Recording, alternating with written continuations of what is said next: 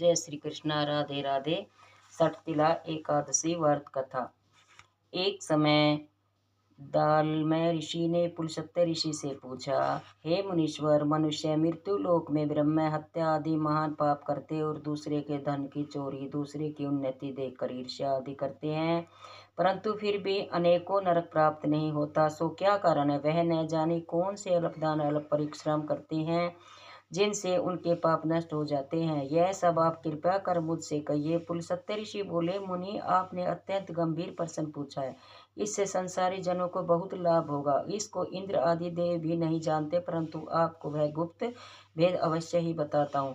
माघ मास के आने पर मनुष्य को स्नान आदि से शुद्ध रहना चाहिए और इंद्रियों को वश में रखना चाहिए तथा काम, क्रोध, मद, लोभ, मोह, अभिमान आदि का त्याग कर भगवान का स्मरण करना चाहिए। उसको हाथ पैर धोकर पुष्य नक्षत्र में गोबर, कपास, तिल मिलाकर उपले बनाना चाहिए। उन कंडों से 108 बार हवन करे और यदि उस दिन भूल नक्षत्र हो मूल तो द्वादशी हो तो नियम से रहे।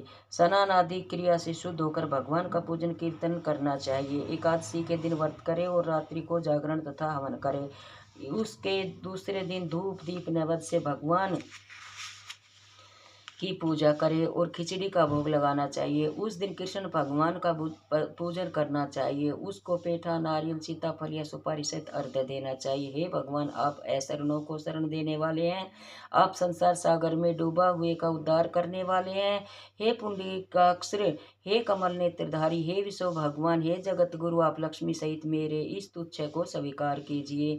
इसके बाद ब्राह्मण को तिल दान करने चाहिए। इस प्रकार जो मनुष्य जितने तिलों का दान करता है वह उतने ही सहस्त्र वर्ष स्वर्ग में निवास करता है। तिल स्नान, तिल का उपटन, तिलोदक, तिल का भोजन, तिल का दान, यह तिला कहलाती है। इसे अनेक प्रकार के पाप दूर हो जाते हैं। एक दिन नारद जी बोले, हे भगवान, आपको नमस्कार है। इस सठतिला एकादशी का क्या पुण्य होता है और उनकी क्या कथा है, सो कृपा करिए करके कहिए। श्री कृष्ण जी बोले, नारद, मैं तुमसे आंखों देखी सत्य घटना कहता हूँ, ध्यान से सुनो। प्राचीन काल में मृत्यु लोक में एक ब्राह्मणी रहती थी। वह सदैव व्रत किया करती थी। एक समय वह 1 माह तक व्रत करती रही। इससे उसका शरीर अत्यंत दुर्बल हो गया। वह अत्यंत बुद्धिमान थी, परंतु फिर भी उसने कभी देवताओं तथा व्रतों से अपना मन अस्थिर नहीं किया। इस प्रकार मैंने सोचा कि ब्राह्मणी ने व्रत आदि से अपना शरीर शुद्ध कर लिया है और इसको वैष्णव लोक भी मिल जाएगा, परंतु इसने कभी अन्न दान नहीं किया है, इससे इसकी त्रिपत्ति होनी कठिन है।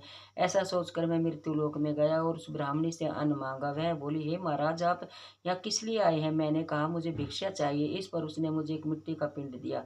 मैं उसे लेकर स्वर्ग लौट आया। कुछ समय बाद वह ब्राह्मणी भी शरीर त्याग कर स्वर्ग आई।